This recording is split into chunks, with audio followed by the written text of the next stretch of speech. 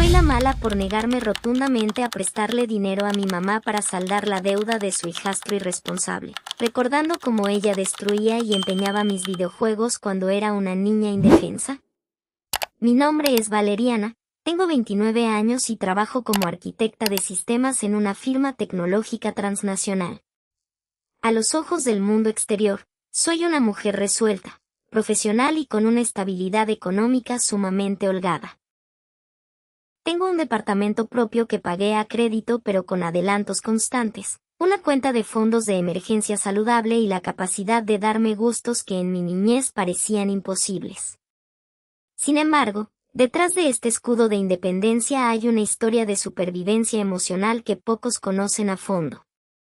Llegar hasta donde estoy hoy no fue una transición natural de la adolescencia a la adultez. Fue una huida desesperada de un entorno familiar descompuesto y manipulador. Para comprender la magnitud de lo que ocurrió esta semana, necesito llevarlos de vuelta a mi infancia, específicamente al periodo entre mis 8 y mis 14 años. Mi madre, Crescencia, enviudó cuando yo era muy pequeña. La pérdida de mi padre fue una tragedia, pero la verdadera pesadilla diaria fue la absoluta incapacidad de mi madre para asumir la adultez. Crescencia jamás supo administrar un presupuesto, mantenía empleos esporádicos que abandonaba al menor conflicto y prefería culpar al destino antes que responsabilizarse de sus decisiones. Nuestra casa era un caos sistemático, cartas de cobradores acumuladas bajo la puerta, constantes avisos de corte de luz o agua, y una tensión constante que se podía respirar en el aire. En medio de todo ese desamparo, mi único refugio. El único rincón del universo donde yo sentía que tenía cierto control sobre mi vida, eran mis videojuegos. No tenía decenas de consolas ni colecciones extravagantes. Mi padre, pocos meses antes de enfermar, me había regalado una consola de segunda mano. Para mí, ese aparato no era un simple medio de entretenimiento. Era la última conexión viva con el único adulto que me había hecho sentir protegida. Con el paso de los años, cada juego adicional que sumaba a mi repisa era el resultado de un esfuerzo titánico. Yo no recibía mesadas ni regalos de cumpleaños. Juntaba las monedas que los vecinos me daban por tirarles la basura, vendía dibujos en la escuela por unos cuantos pesos. Lavaba trastes en la fonda de la esquina durante las vacaciones y ahorraba durante 4 o 5 meses enteros para poder comprar un solo juego usado en el tianguis. Cuidaba los cables, las cajas y los discos como si estuviera custodiando piezas de museo. Pero para Crescencia, mi pequeño refugio no tenía ningún valor humano.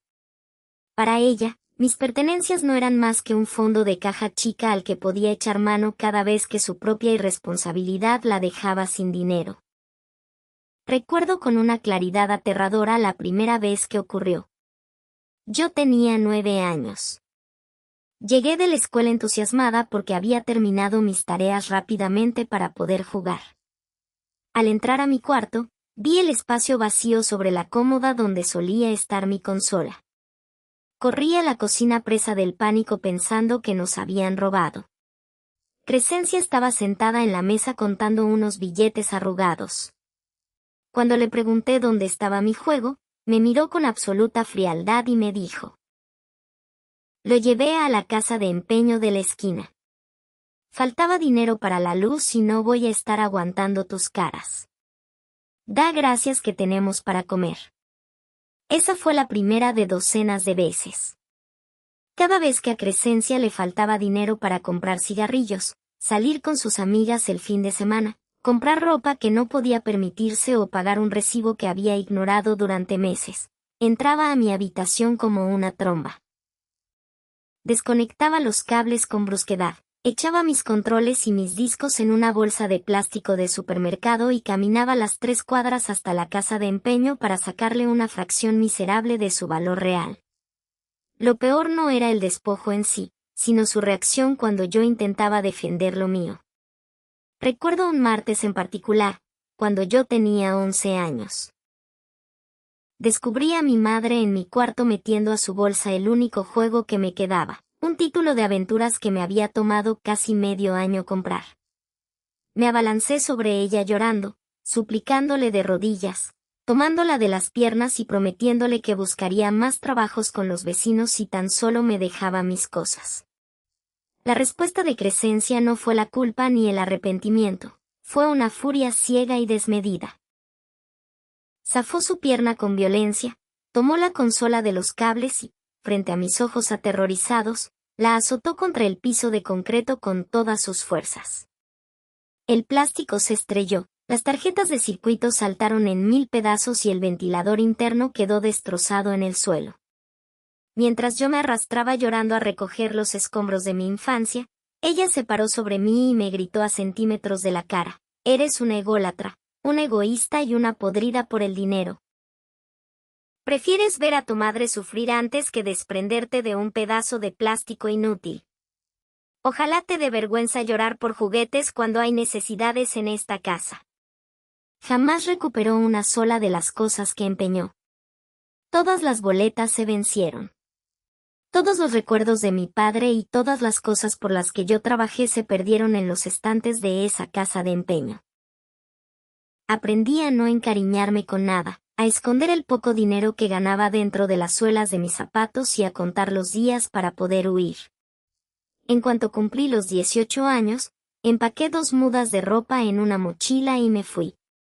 Trabajé como mesera por las noches, limpié oficinas de madrugada y estudié la universidad con una beca académica de excelencia que mantenía a base de no dormir. No le pedí un solo centavo a Crescencia. Tras años de terapia intensa para superar los ataques de ansiedad y la constante sensación de escasez, logré construir la vida sólida y pacífica que disfruto hoy. Mientras yo me deslomaba trabajando para salir del pozo, Crescencia rehizo su vida. Hace aproximadamente 5 años se casó con un hombre de excelente posición económica, dueño de un taller mecánico grande. Con este matrimonio llegó su hijastro, Anacleto, quien hoy tiene 21 años. Anacleto es la encarnación de la irresponsabilidad solapada. Ha abandonado 2 carreras universitarias distintas porque los profesores le tenían mala fe y el ambiente lo estresaba. No trabaja, no aporta un solo centavo al hogar. Pasa hasta 14 horas diarias jugando videojuegos en una computadora de alta gama que su padre le compró para consentirlo y constantemente se mete en problemas por apuestas en línea y compras impulsivas en Internet. Lo que más me revolvió el estómago durante estos años fue ver la transformación de mi madre con él. Crescencia se convirtió en la defensora número 1 de Anacleto. A él jamás le ha levantado la voz. Le cocina sus platillos favoritos a la hora que él se levanta, le limpia la habitación, le habla con una voz dulce y materna que jamás usó conmigo y justifica cada una de sus faltas diciendo que Anacleto es un alma sensible que aún está buscando su verdadero lugar en el mundo. La bomba estalló el martes de la semana pasada. Sonó mi teléfono a mitad de mi jornada laboral. Al contestar, escuché a Crescencia hiperventilando, sollozando de forma dramática y casi incapaz de formular palabras. Me dijo que estaba viviendo la peor tragedia de su vida y que yo era la única persona en el mundo que podía salvar a la familia. Tras calmarla un poco, me explicó el dilema. Anacleto, en otra de sus brillantes decisiones financieras, sacó un préstamo con una financiera de dudosa reputación para comprarse una motocicleta deportiva de alta cilindrada. Evidentemente, no pagó ni la primera mensualidad. Para rematar la idiotez, chocó la moto contra un poste a las 2 semanas de haberla sacado, dejándola inservible en un taller. Ahora, entre el capital inicial, los intereses moratorios exorbitantes, las multas y los gastos legales, la deuda ascendía a poco más de $4,000. Y la financiera había enviado una orden de embargo preventivo contra la casa de su esposo si el pago no se realizaba en un plazo de 72 horas.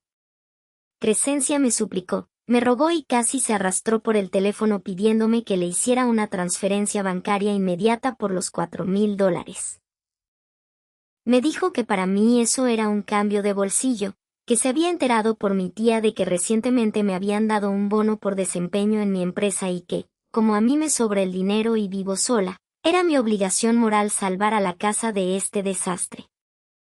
Escucharla hablar con semejante soltura de mi dinero, un dinero ganado con migrañas, horas extra y años de privaciones, me congeló la sangre. Mantuve la voz completamente neutra y le pregunté: ¿cuál es el plan de pago, Crescencia? ¿Anacleto va a firmarme un pagaré ante notario? ¿Va a vender su computadora de juegos y buscar un trabajo de tiempo completo para devolverme cada mes lo que le presté? Crescencia se indignó de inmediato, pasando del llanto a la agresividad en un segundo. Pero Valeriana, ¿cómo eres capaz de ser tan fría y calculadora? El pobre muchacho está en shock por el choque de la moto. No está en condiciones psicológicas de trabajar ahora mismo. Tú tienes ese dinero guardado en el banco sin hacer nada, acumulando polvo. Es tu familia la que está en peligro. En ese preciso instante, una compuerta mental se rompió dentro de mí. Todas las escenas de mi niñez volvieron en cascada. La imagen de mi madre caminando hacia la casa de empeño con mis cosas, el sonido de mi consola estrellándose contra el suelo, el olor a polvo y el dolor de una niña de 10 años llorando sola en una habitación vacía.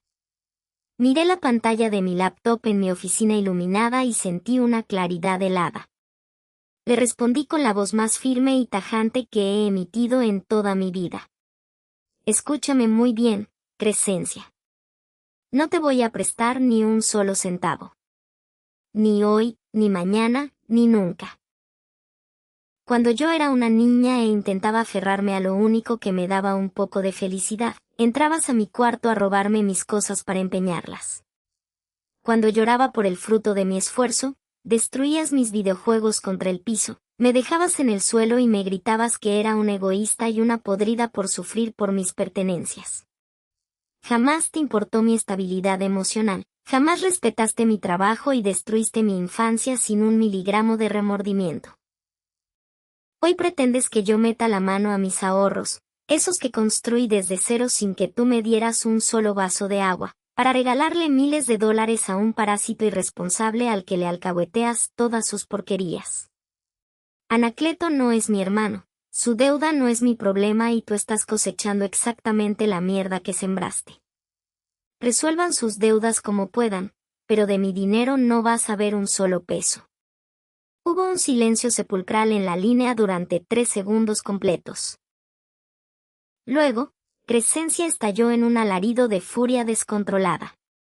Me gritó que era una persona podrida por dentro, resentida, vengativa y miserable. Dijo que era una monstruosidad de la naturaleza comparar unos juguetes viejos y estúpidos de la infancia con la tranquilidad de una familia y el futuro de un joven, para finalmente colgarme el teléfono de un portazo. Desde esa tarde, mi vida se ha convertido en un auténtico campo de batalla. Mi tía Gaudencia me envió un mensaje larguísimo por WhatsApp acusándome de ser una soberbia a la que se le subió el dinero a la cabeza, diciéndome que guardar rencor por cosas que pasaron hace casi 20 años demuestra una inmadurez atroz y una falta total de valores cristianos.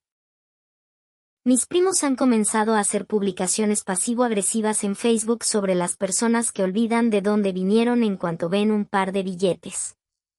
Para colmo, mi madre se ha encargado de hacer un recorrido por toda la familia extendida llorando y victimizándose, asegurando que yo la dejé a su suerte a propósito solo para disfrutar de su sufrimiento.